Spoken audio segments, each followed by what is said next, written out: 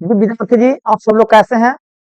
मुझे उम्मीद है कि आप लोग स्वस्थ होंगे, मस्त होंगे और इस बार बिहार बोर्ड मैट्रिक परीक्षा की आप तैयारी में बिल्कुल आप अच्छे से लगे होंगे। तो चलिए आज आप लोगों के लिए, क्लास 10 के बच्चों के लिए फिजिक्स में आपको चैप्टर नंबर 1 प्रकाश का प्रवर्तन फंक्शन ऑफ लाइट से संबंधित मोस्ट इंपॉर्टेंट ऑब्जेक्टिव आपको हम करवाने जा रहे हैं इस वीडियो के माध्यम से। कृपया आप लोग इस वीडियो को अंत तक आप लोग जरूर देखिएगा, कृपया वीडियो स्किप करके मत देखिएगा। तो आइए, अगर आप सही मायने में अगर आप तैयारी के हैं, क्लास 10 में अगर आप बेहतर अंक प्राप्त करना चाहते हैं, तो मेरे द्वारा बनाए गए इस ऑब्जेक्टिव प्रश्न को अगर आप सही से अगर आप सवाल का जवाब देते हैं, तो आपको गारंटी होगा कि इस बार आपका रिजल्ट फर्स्ट डिवीजन आपका बेहतर होगा और बहुत बेहतर अंक से आप पास करिएगा। तो आइए मेरे साथ आप बने रहिए।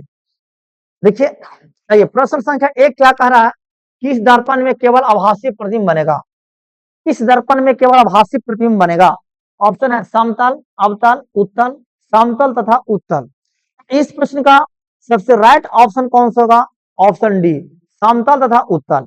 ये दोनों दर्पण में हम लोगों का जो प्रतिबिंब बनता है वो केवल और केवल आभासी बनता है। आभासी का एक नाम है जिसे हम लोग काल्पनिक भी कहते हैं। आइए अगले प्रश्न को, नेक्स्ट अगला प्रश्न क्या है? समतल दर्पण में प्रतिबिंब की प्रकृति क्या होती है? बताइए, समतल दर्पण में प्रतिबिंब की प्रकृति क्या होती है मेरे दोस्त? समतल दर्पण में प्रतिबिंब की प्रकृति क्या होती है? वास्तविक कि वास्तविक तथा सीधा कि वास्तविक और उल्टा, आभासी तथा बराबर। तो समतल दर्पण में आपको प्रतिबिंब का जो प्रकृति होता है मेरे दोस्त, वो होता है आभासी तथा बराबर। आभासी की जगह पर एक और इसका नाम है जिसे हम लोग काल्पनिक कहते हैं। ये ऑप्शन आपका 2 नंबर का सही होगा। इसके बाद आते हैं नेक्स्ट अगला प्रश्न। अगला प्रश्न देखिए, अगला प्रश्न स्क्रीन पर क्या है? वो कहता है गोलीय दर्पण की फोकस दूरी उसकी वक्रता त्रिज्या की होती है। तो गोलीय दर्पण की फोकस दूरी उसकी वक्रता त्रिज्या की आधी होती है। आधी कौन सा ऑप्शन में है देखिए? चलिए, आधी ऑप्शन नंबर ए हम लोगों का बिल्कुल राइट है। ए ऑप्शन आपका बिल्कुल सही है। अगला प्रश्न को बढ़ेंगे नेक्स्ट। अगला प्रश्न कहता है प्रकाश तरंग उदाहरण है। अगला प्रश्न क्या कह रहा है? अगला प्रश्न प्रकाश तरंग उदाहरण है। प्रकाश किस प्रकार का तरंग का उदाहरण है? ऑप्शन है ध्वनि तरंग, विद्युत चुंबकीय तरंग, पराबैंगनी तरंग, श्रव्य तरंग। तो प्रकाश तरंग एक उदाहरण है जो विद्युत चुंबकीय तरंग है। प्रकाश एक कैसा है? प्रकाश एक विद्युत चुंबकीय तरंग है। बी ऑप्शन हम लोगों का बिल्कुल राइट होगा। B is the correct. B option हम लोगों का बिल्कुल सही है। बी ऑप्शन आपका बिल्कुल राइट है इस प्रश्न का। अगले प्रश्न पर हम लोग बढ़ते हैं नेक्स्ट। अगला प्रश्न देखिए स्क्रीन पे, दर्पण है v माइनस 1/u बराबर 1/f, 1/f प्लस 1/v बराबर 1/u, 1/u बराबर 1/v, 1/f प्लस 1/v बराबर 1/u, 1/v प्लस 1/u बराबर 1/f। तो दर्पण सूत्र 1/v प्लस 1/u बराबर 1/f होता है। तो इस प्रश्न का राइट ऑप्शन हम लोगों का कौन सा होगा विद्यार्थी जी? इस प्रश्न का राइट ऑप्शन आप सभी लोगों का डी है। डी ऑप्शन आप सभी लोगों का बिल्कुल सही है विद्यार्थी जी। तो आप लोग सारे प्रश्न का आप बनाते चलिए और देखिए आपको बहुत कम समय में आप लोगों का चैप्टर नंबर 1 क्लास 10 का फिजिक्स आपका कंप्लीट हम लोग कर देंगे। इस वीडियो को आप लोग अंत तक जरूर देखिएगा। अगले प्रश्न पर चलेंगे नेक्स्ट। अगला कह रहा है गोलीय दर्पण, अगला प्रश्न कह रहा है गोलीय दर्पण में फोकसांतर एवं वक्रता त्रिज्या के बीच संबंध है। तो गोलीय दर्पण में फोकसांतर तथा वक्रता त्रिज्या के बीच संबंध क्या होता है? तो एफ बराबर r/2 या r बराबर 2f, यही हम लोगों को होता है। f बराबर r/2 या r बराबर 2f, यही हम लोगों को होता है। चलिए देख लिया मेरे विद्यार्थी जी, बताइए कौन सा ऑप्शन होगा मेरे दोस्त? f बराबर r/2। सी ऑप्शन आपका बिल्कुल सही है। सी ऑप्शन आपका बिल्कुल क्या है? सही है। अगले प्रश्न को देखेंगे नेक्स्ट। एक गोलीय दर्पण द्वारा, क्या अगला प्रश्न कह रहा है एक गोलीय दर्पण द्वारा बने प्रतिबिंब का आवर्धन ऋणात्मक हो तो प्रतिबिंब होगा। यानी एक किसी गोलीय दर्पण का यदि आवर्धन का मान ऋणात्मक होता है तो प्रतिबिंब हम लोगों को वास्तविक और उल्टा होता है, लेकिन यदि आवर्धन का मान धनात्मक होता है तो प्रतिबिंब का प्रकृति काल्पनिक और सीधा होता है। इस प्रश्न का राइट ऑप्शन कौन सा होगा? ऑप्शन हम लोगों का इस प्रश्न का राइट ऑप्शन है, ऑप्शन हम लोगों को क्या है? ऑप्शन ए है। ए ऑप्शन हम लोगों का बिल्कुल राइट होगा। चलिए अगले प्रश्न पर चलेंगे next. Solar cooker, solar cooker में अगला प्रश्न देखिएगा, सोलर कुकर में व्यवहार किया जाता है। सोलर कुकर में कौन सा व्यवहार किया था? अवतल दर्पण, उत्तल दर्पण, समतल दर्पण, परवलयिक दर्पण। तो सोलर कुकर में हम लोग व्यवहार करते हैं अवतल दर्पण का। ए ऑप्शन हम लोगों का बिल्कुल सही है, ए इज द करेक्ट है। ए ऑप्शन हम लोगों का क्या है? A is the correct. इसके बाद चलेंगे नेक्स्ट प्रश्न क्या है? मोटर चालक के सामने, मोटर चालक के सामने साइड मिरर लगा होता है, यानी मोटर चालक का सामने कौन सा दर्पण का उपयोग किया जाता है? ऑप्शन नंबर है अवतल दर्पण, समतल दर्पण, उत्तल दर्पण, इनमें से कोई नहीं। तो मोटर चालक के साइड मिरर में जो दर्पण होता है वो हम लोगों को उत्तल दर्पण होता है। कौन सा दर्पण होता है? उत्तल दर्पण। तो भाई कौन सा ऑप्शन हम लोगों को राइट होगा? ऑप्शन हम लोगों का होगा ऑप्शन सी। सी ऑप्शन हम लोगों का बिल्कुल राइट है, सी इज द करेक्ट। अगले प्रश्न को चलेंगे। अगला प्रश्न क्या है? सर्च लाइट का प्रवर्तक सतह होता है। बताइएगा मेरे दोस्त विद्यार्थी जी, सर्च लाइट का प्रवर्तक सतह क्या होता है? उत्तल, अवतल, समतल, उत्तल और अवतल। तो सर्च लाइट का जो प्रवर्तक सतह हम लोगों को होता है वो होता है अवतल। बी ऑप्शन हम लोगों का बिल्कुल राइट है। सर्च लाइट का प्रवर्तक सतह कैसा होता है? तो अवतल होता है। अगले प्रश्न को चलेंगे नेक्स्ट। अगला प्रश्न देखिए स्क्रीन पे क्या कहती है। सारा प्रकाश की किरणें गमन करती है। प्रकाश की किरणें गमन करती हैं, किसमें गमन करती है? सीधी रेखा में, यूही रेखा में, किसी भी रेखा में, इनमें से कोई नहीं। प्रकाश की जो किरण जो गमन करती है वो प्रकाश की किरण हम लोगों को सीधी रेखा में गमन करती है। हम लोगों का ए ऑप्शन बिल्कुल सही है विद्यार्थी जी, ए ऑप्शन हम लोगों का बिल्कुल राइट है। इसके बाद चलेंगे नेक्स्ट प्रश्न। अगला प्रश्न देखिए, अगला प्रश्न क्या कह रहा है? प्रश्न संख्या अगला है, प्रकाश के प्रवर्तन के कितने नियम होते हैं? प्रकाश के प्रवर्तन के कितने नियम होते हैं? एक, दो, तीन, इनमें से कोई नहीं। तो प्रकाश के प्रवर्तन के कितने नियम होते हैं? प्रकाश के प्रवर्तन के हम लोगों को बोलिए, प्रकाश के प्रवर्तन के कितने नियम होते हैं? एक बैठा हुआ है भाई, देखो हम मक्खी बैठा हुआ था। प्रकाश के प्रवर्तन, चलिए प्रकाश के प्रवर्तन के कितने नियम होते हैं? प्रकाश के प्रवर्तन के दो नियम होते हैं। प्रकाश के प्रवर्तन के कितने नियम होते हैं विद्यार्थी जी? तो दो नियम होते हैं। अगले प्रश्न को चलेंगे नेक्स्ट। अगला कहता है किस दर्पण में बड़ा प्रतिबिंब बनता है? किस दर्पण में बड़ा प्रतिबिंब बनता है? ऑप्शन है समतल, अवतल, उत्तल, इनमें से कोई नहीं। तो जो बड़ा प्रतिबिंब बनता है वो हम लोगों का दर्पण का नाम है अवतल। क्या है? अवतल। चलिए हम लोगों का राइट ऑप्शन कौन सा होगा? अवतल। ऑप्शन हम लोगों का बी इज द करेक्ट है, बी ऑप्शन बिल्कुल राइट है। अगले प्रश्न को चलेंगे नेक्स्ट। अगला कह रहा है समतल दर्पण द्वारा बना प्रतिबिंब होता है। समतल दर्पण द्वारा बना प्रतिबिंब कैसा होता है? वास्तविक की काल्पनिक की, ए और बी दोनों, इनमें से कोई नहीं। तो समतल दर्पण द्वारा बना प्रतिबिंब होता है काल्पनिक, बी इज द करेक्ट है, बी ऑप्शन आपका बिल्कुल सही होगा। अगले प्रश्न को चलेंगे नेक्स्ट। अगला प्रश्न क्या था है? देखिएगा स्क्रीन पे, दाढ़ी बनाने में कौन सा दर्पण उपयुक्त होता है? दाढ़ी बनाने में कौन सा दर्पण उपयुक्त होता है? तो दाढ़ी बनाने में विद्यार्थी जी हम लोगों का दर्पण उपयुक्त होता है जिसका नाम है अवतल दर्पण। दर्पण होता है अवतल दर्पण। सी ऑप्शन आपका बिल्कुल सही है। कौन सा दर्पण? अवतल। अगले प्रश्न को चलेंगे नेक्स्ट। अगला प्रश्न कहता है परावर्तन के नियम से निर्धारित होता है। परावर्तन के नियम से निर्धारित होता है। आपतन कोण बराबर परावर्तन कोण, अपवर्तन कोण बराबर अपवर्तन कोण, आपतन कोण बराबर विचलित कोण, इनमें से कोई नहीं। तो प्रकाश अपवर्तन के द्वितीय नियम से निर्धारित होता है आपतन कोण बराबर परावर्तन कोण। ए ऑप्शन हम लोगों का बिल्कुल राइट है, ए इज द करेक्ट होगा, ए ऑप्शन हम लोगों का बिल्कुल सही है। तो चलिए ऐसे से आप लोग ऑब्जेक्टिव प्रश्न को पढ़ने के लिए आप बिल्कुल एकदम लग रही है। और देखिए आप लोगों को कितना मस्त मस्त आपका ऑब्जेक्टिव है, यही lollipop objective Bihar board matric परीक्षा में आपसे पूछ लिए जाते हैं। अगले प्रश्न को चलेंगे नेक्स्ट। कहा था दंत विशेषज्ञ किस दर्पण का उपयोग मरीजों के दांतों का बड़ा प्रतिबिंब के लिए करता है? बड़ा प्रतिबिंब देखने के लिए कौन सा दर्पण है भाई? वो दर्पण बताइए, समतल दर्पण की, अवतल दर्पण की, उत्तल दर्पण की, इनमें सभी दर्पण। तो बड़ा प्रतिबिंब देखने के लिए जो हम लोगों को उपयोग किया था वो दर्पण का नाम है अवतल। कौन सा दर्पण है मेरे दोस्त? दर्पण का नाम है अवतल। कौन सा दर्पण है? अवतल दर्पण। अब बी ऑप्शन बिल्कुल सही है। अगले प्रश्न को चलेंगे नेक्स्ट। गोलीय दर्पण के प्रवर्तन पृष्ठ की वृत्ताकार सीमा रेखा का व्यास कहलाता है। व्यास क्या कहलाता है? मुख्य फोकस, वक्रता त्रिज्या, प्रधान अक्ष, गोलीय दर्पण का द्वारा। जो वृत्ताकार सीमा रेखा का जो व्यास है वो गोलीय दर्पण का द्वारा कहलाता है। डी इज द करेक्ट है, डी ऑप्शन आपका बिल्कुल सही है। इसके बाद चलेंगे नेक्स्ट प्रश्न। अगला अगला प्रश्न कहता है एक उत्तल दर्पण में बड़ा बना प्रतिबिंब हमेशा होगा। एक उत्तल दर्पण में बना प्रतिबिंब हमेशा कैसा होता है?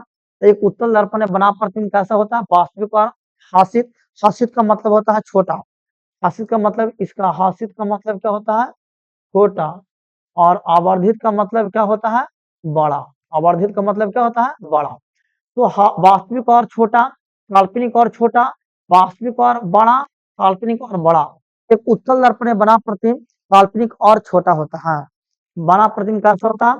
काल्पनिक और छोटा। चलिए बताइए कौन सा ऑप्शन है काल्पनिक और छोटा? चलिए ऑप्शन नंबर बी है काल्पनिक और हासित। बी इज द करेक्ट होगा। बी ऑप्शन हम लोगों का बिल्कुल राइट है। अगले प्रश्न को चलेंगे नेक्स्ट। अगला प्रश्न यहाँ पे देखेंगे स्क्रीन पे। अगला प्रश्न है ऐसे पदार्थ जिनसे होकर प्रकाश आसानी से पार कर जाता है कहे जाते हैं। तो जिस पदार्थ से प्रकाश आसानी से आर पार कर जाता है वैसे पदार्थ को हम लोग कौन सा पदार्थ कहते हैं? वैसे पदार्थ को हम लोग पारदर्शी पदार्थ कहते हैं। ये ऑप्शन हम लोगों का बिल्कुल सही है। जिनसे प्रकाश आर पार कर जाता है वैसे पदार्थ को हम लोग पारदर्शी पदार्थ कहते हैं। प्रश्न को आते हैं नेक्स्ट। अगला प्रश्न क्या कहता है कि हमारी आंखों से जो देख सकती है वे वस्तुएं होती है। हमारी आंखों से जो देख सकती है वे वस्तुएं क्या होती है? दीप, प्रदीप, दीप्त या प्रदीप, इनमें कोई नहीं। इस प्रश्न का राइट ऑप्शन हो जाएगा दीप्त या प्रदीप, दोनों एक ही है। इन लोगों का इस प्रश्न का सी ऑप्शन बिल्कुल सही है। सी द करेक्ट होगा। इसके बाद चलेंगे अगला प्रश्न की ओर। नेक्स्ट प्रश्न कहता है यदि किसी वस्तु का प्रतिबिंब आवर्धन ऋणात्मक हो तो उस प्रतिबिंब की प्रकृति क्या होगी? यदि आवर्धन का मान ऋणात्मक होता है तो प्रतिबिंब वास्तविक और उल्टा होता है। ऋणात्मक होता है तो क्या होता है? वास्तविक और उल्टा। ए ऑप्शन हम लोगों का बिल्कुल सही है। ए इज द करेक्ट है। ए ऑप्शन हम लोगों का बिल्कुल सही है। ए इज द करेक्ट है। इसके बाद चलेंगे नेक्स्ट प्रश्न। अगला प्रश्न कहता है कि किसी दर्पण के सामने आप चाहे जितनी दूरी पर खड़े हो आपका प्रतिबिंब सीधा ही बनता है। संभव दर्पण है। प्रतिबिंब हमेशा दो दर्पण में बनता है, समतल और उत्तल। समतल और उत्तल। बताइए कौन सा दर्पण होगा? तो समतल और उत्तल। हम लोगों का डी ऑप्शन बिल्कुल सही है। डी इज द करेक्ट होगा। अगले प्रश्न को चलेंगे नेक्स्ट। अगला प्रश्न कह रहा है क्या है कि किसी वस्तु का अवतल दर्पण द्वारा बना प्रतिबिंब आभासी, सीधा तथा वास्तु से बड़ा पाया गया तो वास्तु की स्थिति कहाँ होनी चाहिए? तो बस अवतल दर्पण में हम लोगों को एक ही स्थिति में होता है, वो मुख्य फोकस और ध्रुव के बीच में रखा जाता है तो उसके द्वारा बना प्रतिबिंब काल्पनिक, सीधा तथा वस्तु से बड़ा होता है। तो यहाँ पे कौन सा ऑप्शन में है? ऑप्शन हम लोगों का डी है, दर्पण के ध्रुव तथा मुख्य फोकस के बीच। ये ऑप्शन हम लोगों का बिल्कुल सही है विद्यार्थी जी। आप सभी लोग इस प्रश्न का आंसर आप राइट करते चलिएगा। इसके बाद चलेंगे नेक्स्ट। अगला प्रश्न क्या करता है विद्यार्थी देखिए, निम्नलिखित में से किस दर्पण द्वारा किसी वस्तु का वास्तविक प्रतिबिंब मिल सकता है? यानी वास्तविक प्रतिबिंब जब भी मिलेगा तो हम लोगों को अवतल दर्पण में मिलता है। इसलिए हम लोगों का इस प्रश्न का राइट ऑप्शन कौन सा होगा? सी ऑप्शन हम लोगों का बिल्कुल राइट हो जाएगा, अवतल दर्पण। इसके बाद नेक्स्ट प्रश्न को देखें। अगला प्रश्न उत्तल दर्पण द्वारा बना प्रतिबिंब होता है। उत्तल दर्पण द्वारा बना प्रतिबिंब होता है। उत्तल दर्पण द्वारा बना प्रतिबिंब हम लोगों को कैसा होता है विद्यार्थी? उत्तल दर्पण द्वारा बना प्रतिबिंब काल्पनिक, सीधा तथा वस्तु से छोटा होता है। चलिए तो हमेशा सीधा होता है। इस क्वेश्चन का राइट ऑप्शन हम लोगों का ए होगा। ए इज द करेक्ट है। ए ऑप्शन हम लोगों का बिल्कुल राइट होगा। इसके बाद अगले प्रश्न को चलेंगे। अगला प्रश्न कहता है अवतल दर्पण में अगला प्रश्न है अवतल दर्पण में आवर्धित काल्पनिक प्रतिबिंब बनाने के लिए वस्तु को कहाँ रखा जाता है? अवतल दर्पण आवर्धित, आवर्धित का मतलब होता है बड़ा। आवर्धित का होता है बड़ा, जिसे अंग्रेजी में बोलते हैं जूम। काल्पनिक प्रतिबिंब बनाने के लिए वस्तु को कहाँ रखा जाता है? फोकस पर, फोकस पर, वक्र पर, वक्ता केंद्र और फोकस के बीच। तो इस प्रश्न का राइट ऑप्शन हो जाएगा कहाँ? फोकस के अंदर। फोकस के अंदर कहने का मतलब मुख्य फोकस और ध्रुव के बीच। ठीक है। इसके बाद चलेंगे हम लोग नेक्स्ट। अगला प्रश्न कहता है प्रकाश तरंग उदाहरण है। प्रकाश तरंग उदाहरण है, किसका उदाहरण है? ध्वनि तरंग का, विद्युत चुंबकीय तरंग का, पराबैंगनी तरंग का, पराश्रव्य तरंग का। तो प्रकाश तरंग उदाहरण हम लोगों का किसका है? इस प्रश्न का राइट ऑप्शन हम लोगों को हो जाएगा बी। बी ऑप्शन हम लोगों का बिल्कुल सही है। बी इज द करेक्ट होगा।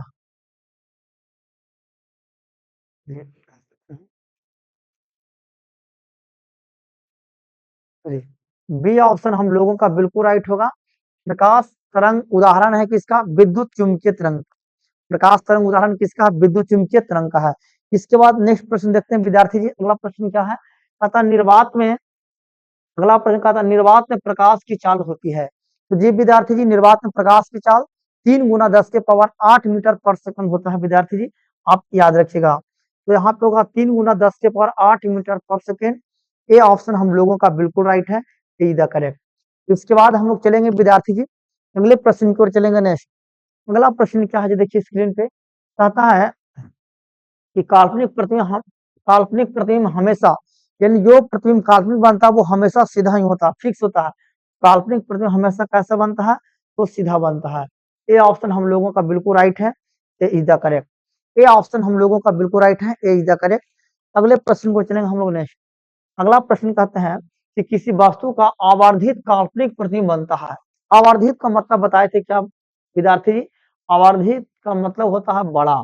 आवर्धित का क्या मतलब होता है? बड़ा। किसी वस्तु का आवर्धित यानी बड़ा काल्पनिक प्रतिबिंब बनता है अवतल दर्पण में, समतल दर्पण से, उत्तल दर्पण से, सभी दर्पण से। तो बड़ा प्रतिबिंब जब भी बनता है तो हम लोगों का अवतल दर्पण से ही बनता है। ये ऑप्शन हम लोगों का बिल्कुल ठीक है, क्योंकि समतल में हम वस्तु के बराबर बनता है, काल्पनिक बनता है, लेकिन वस्तु के बराबर बनता है। और उत्तल दर्पण में भी काल्पनिक बनता है, लेकिन वस्तु से हम लोगों को हमेशा छोटा बनता है। अगले प्रश्न को चलेंगे विद्यार्थी जी। संयुग्मिक फोकस संभव है केवल, संयुग्मिक फोकस को बोलते हैं द्विफॉक्सी, है ना।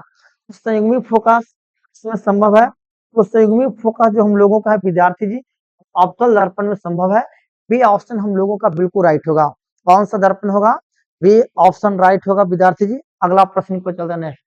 कहता है देखिए प्रश्न अगला क्या है कि यदि किसी वस्तु को एक दर्पण के सामने निकट रखने पर प्रतिबिंब सीधा बने, किंतु दूर रखने पर उल्टा प्रतिबिंब बने, तो वह दर्पण होगा। यानी निकट रखने पर, यानी अगर ध्रुव फोकस और ध्रुव के बीच रखते हैं तो काल्पनिक सीधा और वस्तु सबला बनता है। जबकि उसे दूर अगर हम लोग रखते चले जाते हैं तो हम लोगों को क्या बनता है? उल्टा बनता है और वास्तविक बनता है। तो इसलिए इस प्रश्न का राइट ऑप्शन होगा ऑप्शन बी। बी ऑप्शन आपका बिल्कुल राइट होगा, अवतल दर्पण। ऐसा दर्पण अवतल दर्पण। इसके बाद हम लोग नेक्स्ट चलेंगे। अगला कहता है यदि किसी वस्तु को एक दर्पण के सम्मुख किसी भी दूरी, कितनी भी दूरी पर रखने से उस वस्तु का प्रतिबिंब सदैव सीधा और छोटा बनता है, तो वह दर्पण है। तो कहने का मतलब कि हमेशा वह कौन सा दर्पण है जिसमें हमेशा प्रतिबिंब सीधा और छोटा बनता है। सीधी सी बात आपको ये समझना है। किसी वस्तु को एक सम्मुख, सम्मुख का मतलब सामने, किसी भी कितनी भी दूरी पर, किसी भी दूरी कहने का मतलब कितनी भी दूरी पर रखे तो हमेशा प्रतिबिंब सदैव सीधा और छोटा बनता है। तो सीधा और छोटा बस एक दर्पण का नाम है, वो है उत्तल। बी ऑप्शन हम लोगों का है। इसके बाद चलेंगे नेक्स्ट प्रश्न। अगला प्रश्न क्या कहता है? उत्तल दर्पण से प्रतिबिंब सदैव बनता है। उत्तल दर्पण से प्रतिबिंब सदैव कैसा बनता है विद्यार्थी जी? उत्तल दर्पण से जो हम लोगों का प्रतिबिंब बनता है वो काल्पनिक सीधा तथा वस्तु से छोटा। उत्तल दर्पण से प्रतिबिंब सदैव बनता है वक्ता केंद्र तथा फोकस के बीच, वक्ता केंद्र तथा अनंत के बीच, ध्रुव तथा फोकस के बीच, कहीं भी बन सकता है। जी नहीं, कहीं भी नहीं बनता विद्यार्थी जी। वक्ता केंद्र तथा अनंत के बीच। बी ऑप्शन हम लोगों का बिल्कुल राइट है, बी द करेक्ट होगा। इसके बाद देखेंगे नेक्स्ट विद्यार्थी जी। अगला प्रश्न क्या देखिए। अगला प्रश्न कहता है किसी वस्तु को हम तभी देख पाते हैं जब हम वह वस्तु प्रकाश को क्या करता है। यानी किसी भी वस्तु को हम लोग कब देखेंगे? तो जैसे प्रकाश किसी वस्तु पर पड़ेगा तो वहां से लाइट टकरा करके मेरी आंखों तक आएगा, यानी परावर्तित की क्रिया होगा। तो प्रवर्तन की क्रिया होगा तो वो हम लोगों को, वह वस्तु का प्रकाश कैसा कहलाएगा? तो वस्तु का प्रकाश परावर्तित करेगा। क्या करेगा? परावर्तित। बी ऑप्शन सही है विद्यार्थी जी। इसके बाद अगले प्रश्न देखिए। किस दर्पण में वास्तविक प्रतिबिंब नहीं बन सकता है? किस में वास्तविक प्रतिबिंब नहीं बन सकता है? ऑप्शन है समतल दर्पण, अवतल दर्पण, समतल तथा अवतल दर्पण, सभी दर्पण। वास्तविक प्रतिबिंब नहीं बनता है। तो वास्तविक प्रतिबिंब हम लोगों को किस में नहीं बनता है? तो वास्तविक प्रतिबिंब समतल दर्पण में हम लोगों को नहीं बनता है। समतल दर्पण में वास्तविक प्रतिबिंब हम लोगों को नहीं बनता है। विद्यार्थी जी 37 नंबर प्रश्न का ए ऑप्शन हमको सही है। इसके बाद चलेंगे नेक्स्ट, कहता है अवतल दर्पण के फोकस के चलती किरणें परावर्तन के बाद मिलती है। जब अवतल दर्पण में कहता है, अवतल दर्पण में फोकस के समानांतर फोकस से चलती किरणें परावर्तन के बाद मिलती है, प्रधान अक्ष के समानांतर हो जाती है, प्रधान अक्ष के लंबवत हो जाती है, ध्रुव से गुजरती है, वक्र केंद्र से हो जाती है जी नहीं, तो वो प्रधान अक्ष के समानांतर हो जाती है। तब जब मुख फोकस से होकर आएगा तब, अगर प्रधान अक्ष के समानांतर आएगा तब मुख फोकस से गुजरेगा, अगर मुख फोकस से होकर आ जाएगा तो प्रधान अक्ष के समानांतर हो जाता है। चलिए नेक्स्ट प्रश्न देखेंगे विद्यार्थी जी, क्या क्या क्या समतल दर्पण में बने प्रतिबिंब को पर्दे पर उतारा जा सकता है? समतल दर्पण को पर्दे पर प्राप्त नहीं किया जाता विद्यार्थी जी, बी ऑप्शन आपका बिल्कुल सही है। इसके बाद देखेंगे नेक्स्ट, अगला प्रश्न कहता है प्रकाश की किरण एक किसी समतल दर्पण पर 60 डिग्री का कोण बनाते हुए टकराती है तो उसका प्रवर्तन कोण हो जाएगा। प्रवर्तन कोण कितना डिग्री हो जाएगा मेरे विद्यार्थी जी? प्रवर्तन कोण 30 डिग्री हो जाएगा। ठीक है, बी ऑप्शन आप सभी लोगों का बिल्कुल राइट है। तो चलिए मेरे प्यारे विद्यार्थी जी, आप सभी लोगों का ये वीडियो कैसा लगा? मुझे आशा है, पूर्ण विश्वास है कि हम लोग इस टॉप 40 प्रश्न आपको क्लास 10 फिजिक्स के chapter number 1 reflection of light, जिसे हिंदी में प्रकाश का प्रवर्तन कहते हैं। आई होप कि आप लोगों का ये वीडियो अच्छा लगे तो एक लाइक कर दीजिएगा, यदि आप चैनल पर नहीं है तो चैनल को सब्सक्राइब करके बेल आइकन घंटी को प्रेस कर दीजिएगा, जिससे हर वीडियो का नोटिफिकेशन आपको समय समय पर मिलती रहेगी। तो ऐसे ऐसे वीडियो को पाने के लिए हमारे चैनल को लाइक सब्सक्राइब जरूर करें, और आपको यह वीडियो ऐसा लगा आप कमेंट में मुझे जरूर बताएं। जय हिंद, जय भारत, सभी को गुड नाइट, बाय बाय।